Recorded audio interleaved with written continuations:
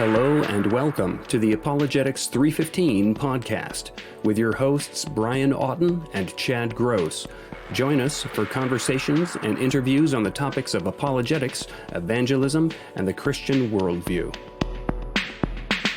This university will no longer continue any funding of any kind for your group's activities. But the kids love us. Hello and welcome to the podcast. I'm Brian Auten, and as always, I'm joined by Chad Gross. How's it going, Chad? I'm doing well. I had a rough week. I know that the coronavirus has been hard for everybody, I'm being facetious here, but one of the things that has frustrated me the most about it is it keeps pushing Ghostbusters 3 back, and I'm just trying to deal with that. It's been pushed back to November 11th. Silver lining, I guess, is that my birthday is November 3rd. So I'm looking at it as a birthday gift. That's how I'm trying to deal with it. Good. But other than that, I'm doing fine. Yeah. I'm glad you're coping, and we'll be keeping you in our prayers. I'm kind of excited about this podcast today. It's a little bit of a different format. We'll be answering some listener questions as we've done in the past, and I'm excited about that. But today's podcast is different in this aspect that we do have a live studio audience. They're all clapping right now. We've invited some of our friends from Christchurch, Belfast to join us for today's recording. So they'll be here for a listen, and we'll be listening for their feedback as well, whether it's in the chat or if we have the ability to hear them. So we'll see how that goes, and we want to thank them for joining us. What is that? It's a plane. What's it doing here? I think it's a mail plane. All right, so for the first mailbag question, we've got some feedback. Hey guys, I love the new podcast format. I really like how you discuss talking with your children about apologetic issues. I have a 7-year-old and a 3-year-old. I read my 7-year-old the William Lane Craig children's books describing the attributes of God, and we read a children's Bible daily. My question is, do you have a timeline or recommendation on when I should start introducing my children to certain biblical or apologetic topics? What about discussing different worldviews and religions with them? Any suggestions for raising my children in a post-Christian world is helpful. And that's Mike from New Jersey. Thank you so much for that feedback, Mike. Great job with the children's Bible. That's a great tool. A great job with the books and being mindful of what you're teaching your children. So Chad and I have thought about this a little bit. You know, I've got 3 children, 13, 11, and 7. Chad, why don't you start with your feedback or impressions on this? Yeah, well, I obviously love the content of the question. It's honestly, it sounds cliche, but it's near and dear to my heart because that was something that I didn't, just for a bit of background, I didn't grow up in a Christian household. I didn't grow up in an anti-Christian household. It was, God was talked about here and there, but we would attend church on Easter and Christmas sometimes and things like that. But it wasn't anything that really carried over into everyday life. So one of the things that when I had my children, and they're now 12 and 13, but especially when they were smaller, and it continues today, one of the things I thought was, wow, how do you disciple them? I don't really know how to do that. And so it was something that I kind of really had to dig into and learn to do. And some things that were successful for me is first of all, I agree with Brian. It's great that you're doing the study Bible. The William Lane Craig books, Brian, I know that you read those to your kids too. I really like them. I love the concepts. I love how they're explained. But for those of you that aren't familiar with the book, the main characters it's a bear and a goose. And, William Lane Craig has explained that the bear represents him. The goose represents his wife. These were comics or stories that he drew for his kids growing up. And then, of course, one of the kids is a bear and one of the kids is a goose. And it was so funny because when my kids were little, they would say, Dad, I just don't understand. Like, why is this bear with the goose? But then we would watch something like Muppets. And of course, Miss Piggy and Kermit are together. And I would say, so let me get this straight. Bear and Goose is weird, but Kermit and Piggy, not weird. And they'd be like, yeah, for some reason, it just doesn't seem as weird to me. And I would think, okay, whatever. But but the content of the books were really good and brought up some great discussions. What was your experience reading those to your kids? We were reading them with the girls, or I was when they were much younger. So my eldest got those heavier dose of those. They were really simple. I mean, they helped me to understand elements even better about those topics, because there's a lot of different ones, about the Trinity, or God's all powerful or all loving, all knowing, that sort of thing. So Mike's question here, where he's reading those books to them, I think those are really helpful. The logic book, I didn't think was that great as far as being children's friendly. I thought that was really tricky. Yeah, I remember you talking to me about that, and you were like, "Yeah, it's pretty good for me. I don't know how helpful it is for the kids." Yeah. Back to his question here, because I think we'll discuss around the topic, but I also want to make sure I'm actually answering the question directly as well. The first thing would be a timeline recommendation. And my thought on that initially, Chad, is simply that it's going to be different for everybody as soon as they're able, I would say, because some of my kids, I can talk with certain topics with them very easily. Like one of my daughters understands philosophical ideas a lot easier, and artistic things and sort of abstract stuff, and not the same with the other. Now, they are different ages, but not far.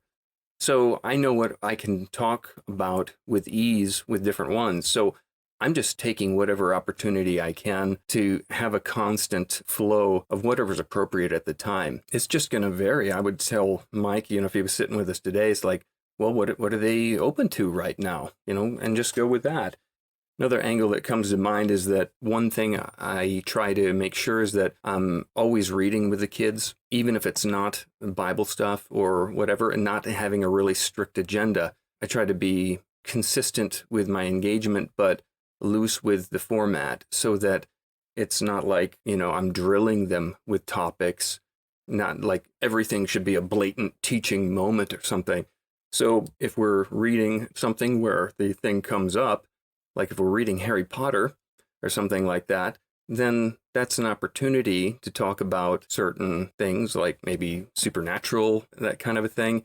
But I'm not trying to force it. You know what I'm saying? Yeah, I like what you're saying. A couple things just to speak to what you're saying. The first thing is about the timeline. I thought what I did in kind of preparation of, answering Mike's question is I thought about what is the timeline that kind of it followed in my family that maybe he could take bits from and say, okay, that helps, that makes sense. And so for me, how we started is we just started reading, like you said, a good story Bible. And we tried to do that daily. And then another thing we did for family devotions was we did a catechism with our kids. Now, a catechism, for those of you that aren't familiar, just a list of questions about God, about doctrine, that have short answers. And it just really helps them kind of own what the Christian faith, what certain doctrines of the Christian faith mean. One of the best catechisms, and the one we used, was in a book called Big Truths for Little Kids by Susan and Richie Hunt.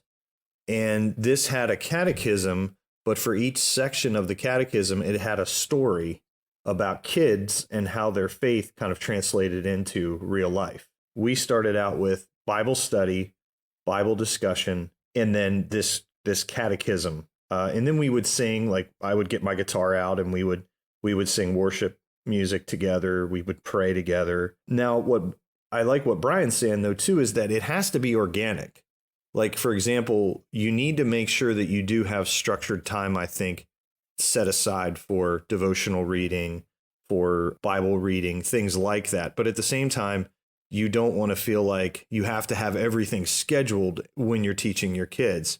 So, for example, Mike, one of the things I did with my kids early on, and I got this idea from J.P. Moreland from a lecture I heard him do, which was really funny because he said, when you do this to your kids, you're going to worry that they're going to end up in therapy, But one of the things that J.P. Moreland did is he would just ask his kids questions constantly. And he did this at early enough age to where they could understand it.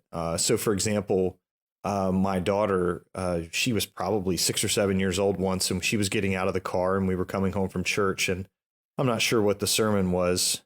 She's 13 now, so that gives you an idea of how long ago it was. And she was wrestling with this idea of there being different religions. And I just looked at her and said, well, what do you think about that? And I let her share her thoughts. And I said, well, one of the things we know, I said, is that some people would say, well, they're all true, right? They're all true. I said, but we know that really can't be the case because they teach things that contradict. And I gave her a couple examples. And then she was kind of, I could tell she was kind of tracking with me. Okay, that makes sense. And then we just moved on. So it was just part of our conversation, part of our daily dialogue. Yeah. And then I think it is good, though, to have focused time set aside for your kids for that focused discipleship, too. So I think it's a both and. So, for example, J. Warner Wallace has something called the Casemaker Academy. You can go on the website and check it out. And he has books, Cold Case Christianity for Kids, God's Crime Scene for Kids. He has activities that go with each lesson. He has, obviously, the books are broken down with fill in the blanks. And my girls and I did the first two prongs of that.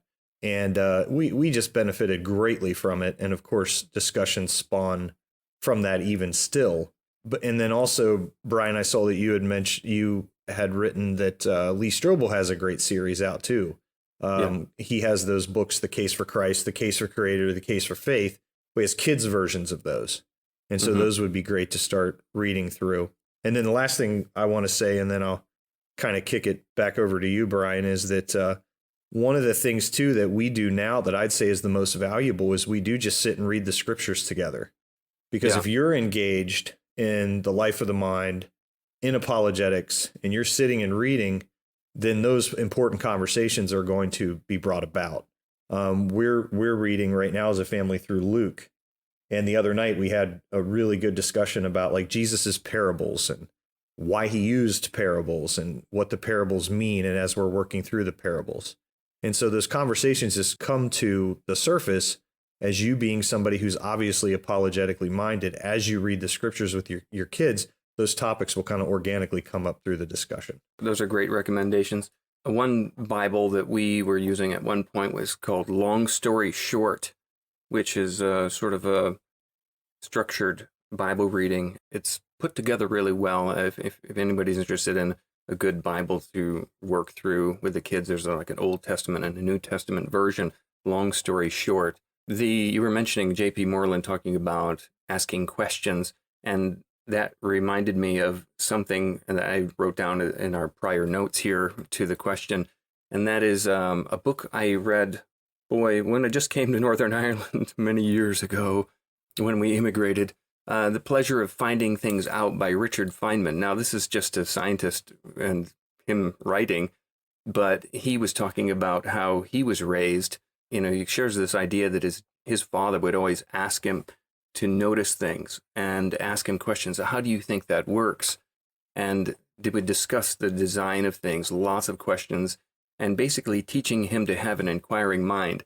So if anybody knows about the scientist Richard Feynman, brilliant mind at a very young age, but I always held on to that. Like, that's what I'm going to do. I'm going to have my kids observe and ask them questions about things. So, if we're out taking a walk and we're looking at tree branches or something, and you get the tree branch and, for example, or the leaf, and you say, oh, look at all the veins in there. Why do you think it's like that? Don't tell them everything, but giving them questions. And I like the idea along with that of the idea of Socratic questioning, where you can know the answer, right? But if you just give them the answer, they're not doing any thinking. They're just being spoon-fed.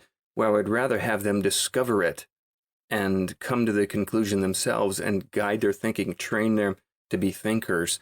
Am I doing that? Is it successful? I don't know, but I'm taking that approach because I find it makes more sense, and I think it is a better approach. And ultimately, the goal I think that I have is trying to make them be thinkers or train them to be good thinkers, discussing what we watch. So trying to have critical thinking. My wife, she's still watching Judge Judy. The other day, I said to her, At least this is teaching the kids, how not to be stupid. So are they the same? Are they the same cases, or are these like new? No, it is the same. They're just Right. reruns of Judge Judy. You know what I mean? We're also discussing that. I mean, we use that as That's a hilarious. springboard for discussing, okay, why do you think this person is in this situation? What do you think about this? So I know that's a kind of a obscure reference there. One more thing that I wanted to say is that you mentioned reading Harry Potter. And there was a time when I was younger where, don't read that, it's evil. I could hear that echoing in my mind, like, this idea like there's certain things you shouldn't read. And you're, okay, let's read it together. I'm going to read this. And I'm reminded of a quote by G.K. Chesterton where he says, fairy tales do not tell children that dragons exist. Children already know that dragons exist. Fairy tales tell children that dragons can be killed. So I think what I get from Chesterton there is that it's not like the kids are going to come away like turning into witches and warlocks, but you're able to, all great stories that become popular have certain themes that you can use as like archetypes or templates for teaching lessons and stuff like that. And if the characters do crazy things, we're going to talk about it. So if we're going to listen to a song, we're going to listen to the words and we're going to, discuss the words. If the words are crazy, then we're going to talk about where's this person coming from. So I think everything can be an opportunity for discussion, but kind of back to that thing where you're not trying to shove everything into a blatant teaching moment at the same time. There's a couple more things I wanted to share. And one was another book we're reading together as of the turn of the year. I'll just take maybe 5 minutes or so. Sometimes it turns into 10 minutes, but there's a book by Tim Keller. I think the U.S. title is God's Wisdom for Navigating Life. In the U.K., I think it's The Way of Wisdom. But it's a year of daily devotions in the book of Proverbs. And the thing I like about it is just a page, and it takes a proverb or a portion of a proverb, and it discusses one little topic of that. Now, the insights are super deep, and I think adults can get a pile from it. But at the same time, it's kind of like elastic in the sense that you can simplify it down.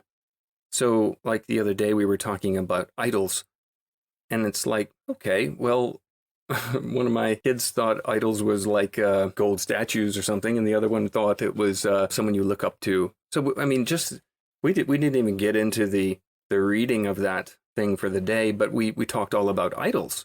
The conversation was different with each child, but at least it's a structured way to work through content and to have discussions and relate them to things that they see in their own lives. What was the book you were reading with your kids, the detective one? Oh, yeah, the Fallacy Detective. Yes. Yeah, that's a great introduction to informal logical fallacies. And I've read through that with my oldest, and then my youngest and I are working through it now. And super helpful. It's called the Fallacy Detective, and it's a lot of fun. The exercises in it are really fun to do together, as far as, they're obviously short answer or multiple choice, but the writers are pretty comical, and it makes learning informal logic a lot of fun. And one of the most gratifying things about it is when we'll be in a conversation and I'll say something and one of my daughters will go, "Dad, that's a red herring." And I'll be like, "What?" Maybe I shouldn't have taught you this. No, I'm just kidding. But yeah, that book's really highly recommended. Well, we'll link to some of these books in the show notes. There's one, Mama Bear Apologetics, Empowering Your Kids to Challenge Cultural Lies by Hillary Morgan-Ferrer. I think there's various authors in that, and it's not for kids, but it's for parents. Some of the ones for kids, Case for Christ for Kids, Case for Faith for Kids, Cold Case Christianity for Kids, and I think we mentioned a couple others. So yeah, send your emails to us at podcast@apologetics315.com with your suggestions. Yeah, we're not experts on this subject. We're just discussing the question and what we found helpful. And as I've said in the past, I'm totally open to learning more on this sort of thing. I would also feel remiss if I didn't mention Natasha Crane's books. Yes. Natasha Crane is a homeschool mom who's written books like Keeping Your Kids on God's Side, 40 Conversations to Help Them Build a Lasting Faith, Talking to Your Kids About Jesus, 30 Conversations Every Parent Must Have, and then Talking with Your Kids About God. And I'll tell you, Mike, that would be probably one of the first places I would direct you. And that might give you a little bit more structure or a little bit more of an outline, which seems like what you're looking for. But then one of the things you said too, Brian, and this is kind of my closing, I love what you said about the questioning, because I think about like atheist Paul Draper. The way he kind of argues is that he'll look at certain phenomenon or features of the world, and then he'll say, okay, does this make more sense on naturalism? But for us, let's insert atheism there, naturalism or theism, right? And then he'll talk about why. I have found that extremely valuable with my kids to say, for example, if we're talking about the issue of racism and how everybody is equal, regardless of the color of their skin or whatnot, right? One of the things I'll say is to them is, well, let me ask you a question. Does that make more sense on naturalism or atheism, or would you say that would make more sense on theism? Like the idea that everybody has this inherent value. You know, what would that make more sense on? And we have these rich discussions.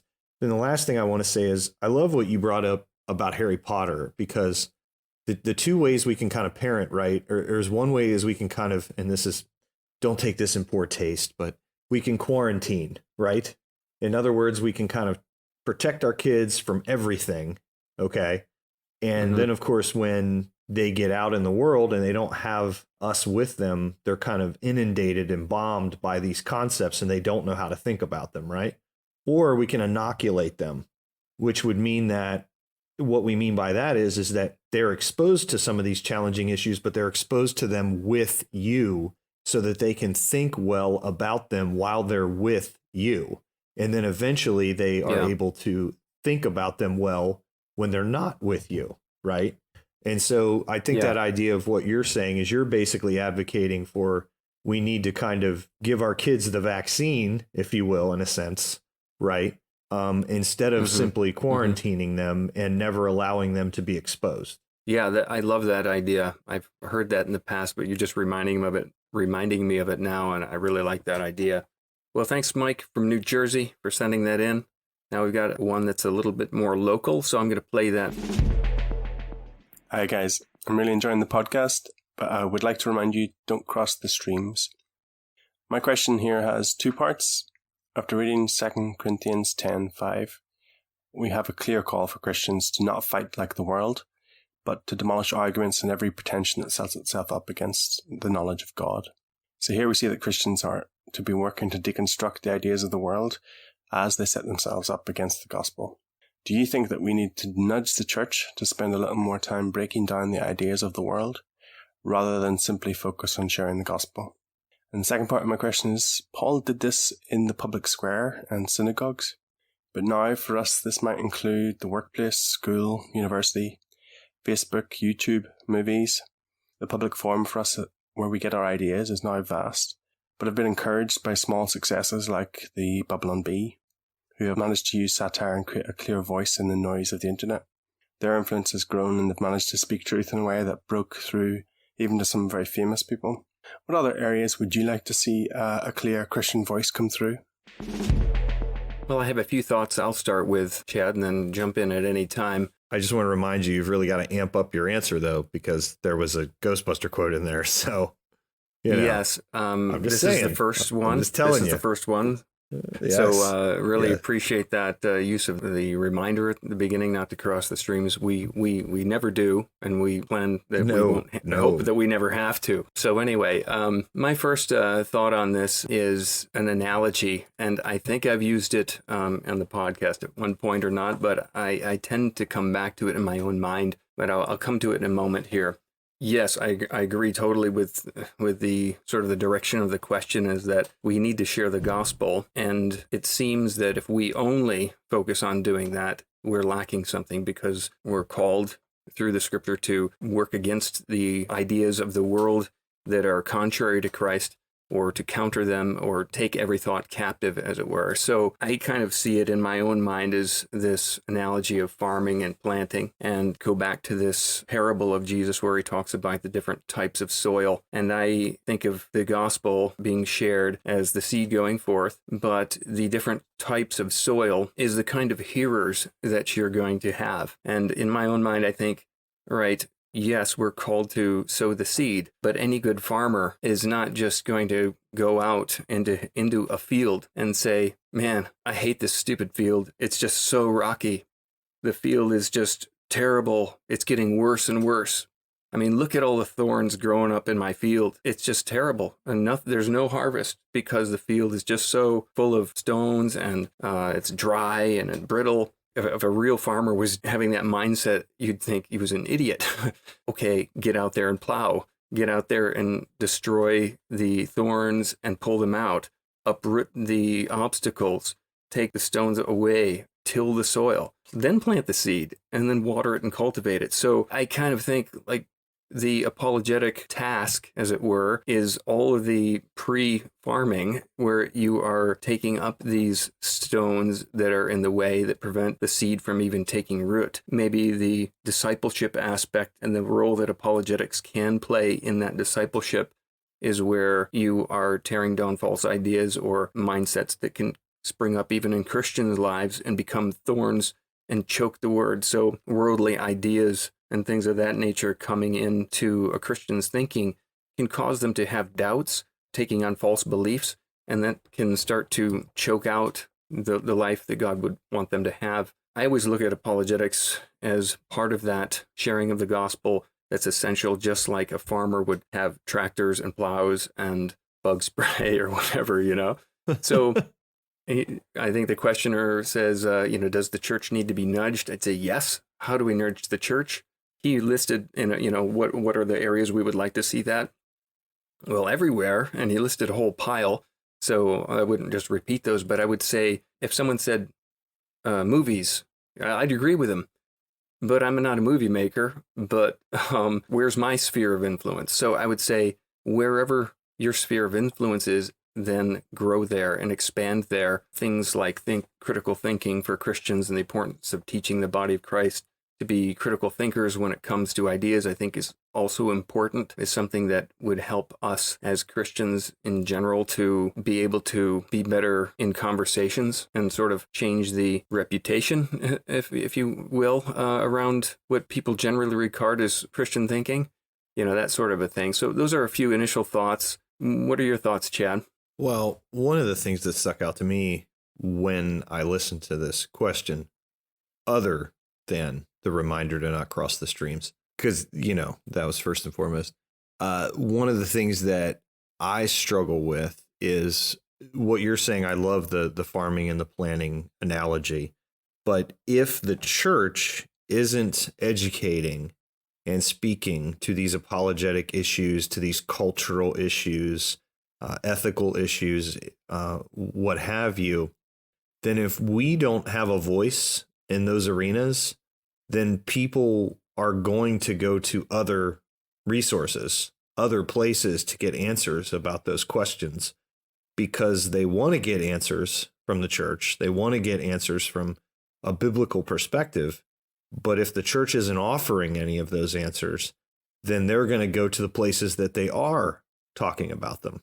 I especially think about that in regard to young people, right? I mean, one of the things that we talked about when we interviewed Fuzz Rana is he said that Ken Samples is coming out with a book, and that Samples had written a book, 10 years ago, maybe longer than that, called Without a Doubt. But that Samples mentioned that when he wrote Without a Doubt, the questions people were asking were along the lines of, is Christianity true? Right? Yeah. Now the questions people are asking are, is Christianity good? And there's been quite a change there. And so if the church isn't speaking to these issues that he's bringing about in his question, then people are going to go to other places where they are talking about these issues. And they're more than likely not going to get a biblical perspective on those issues from those other places. And as you've said, that could very well be detrimental to their faith or put some real stumbling blocks in front of them or cause them to doubt. And so I don't even think it's a question of should we. I think we have to. We've got to speak to these issues. We've got to be somewhere people can. I do think it's really important to use that sphere of influence that you have, at least with the resources besides that, because as we've talked about in prior podcasts, that can have a much greater impact than we even know, even in our small sphere of influence. And so, ways to nudge the church is just being willing to, in the past, one of the things I've done is just being willing to go to leaders and question them about some of these things and encourage them and let them know that, hey, a lot of people are wrestling with this. It might be something, that we need to address or that you might want to address. And, of course, do so respectfully and thoughtfully from the perspective of, hey, I'm just thinking about the body here and, equipping them and removing any stumbling blocks they might have. But no, I thought it was a great question and great points he brought out too, even in his question. There's a couple things that I would love to see. And one is that everybody would get Greg Koukl's Tactics book for, teaching them how to be a little bit better in their thinking and their tactics and engagements with people. The other thing would be if I could get everyone to enroll in a course of critical thinking and then learn how to ask really good questions. I think that would go a long way to raise the bar of discussion when it comes to how people are interacting online, and particularly what if Christians had a really great reputation for being really good thinkers and really kind and compassionate and winsome in their interactions? How much impact would that have? So there's the intellectual engagement, but then there's also the personal side of that engagement, always being ready to give an answer and then doing so with gentleness and respect, and those things going hand in glove. And if we could equip believers to have that mindset or be attentive to that or mindful of that, and then have training available for that, I think that's really helpful. And then just applying it to whatever sphere of influence that you have. Thanks everybody for joining us today for our live studio audience and for the different questions that have come in. If you have any questions you'd like us to address or things to discuss, just message us. For feedback, good or bad, you can email us at podcast@apologetics315.com, or you can leave a message using our SpeakPipe plugin. Just go to the podcast page for today's episode, hit the link. You can leave us a message, and you can record it for us. Remember that if you include a Ghostbusters quote in your question, we guarantee that we'll read it on the podcast and ensure up to 50% better quality answers. That's right. Also, if you've enjoyed today's podcast, please leave a review in iTunes or the podcast platform of your choice. Got a number of older reviews there, but we'd like to see some new ones since the podcast reboot. Please share this episode with a friend if you found it useful. Remember, you can find all kinds of apologetics resources on the apologetics315.com website, along with show notes for today's podcast. And you can find even more over at Chad's Truth Bomb Apologetics at truthbomb.blogspot.com. This is Brian Auten And Chad Gross for the Apologetics 315 podcast, and thanks for listening. Peacock fuels your true crime obsession with exclusive new originals. John Wayne Gacy, Devil in Disguise. Clowns can get away with murder. And Epstein's shadow, Ghislaine Maxwell. She inherited Jeffrey Epstein's secrets. Plus the most bingeable crime series, Snapped. Sign up now at peacocktv.com. The House of Roll journeys far and wide to bring you exceptional quality kitchen and bath fixtures. We've discovered the world's best craftsmen and techniques. Using materials native to the region and tools accustomed to individual craftsmen, we strive for perfection every step of the way. With all of this, you'll see the details of your own story, the story of a life well crafted. This is the story Craft tells. Welcome to the House of Roll.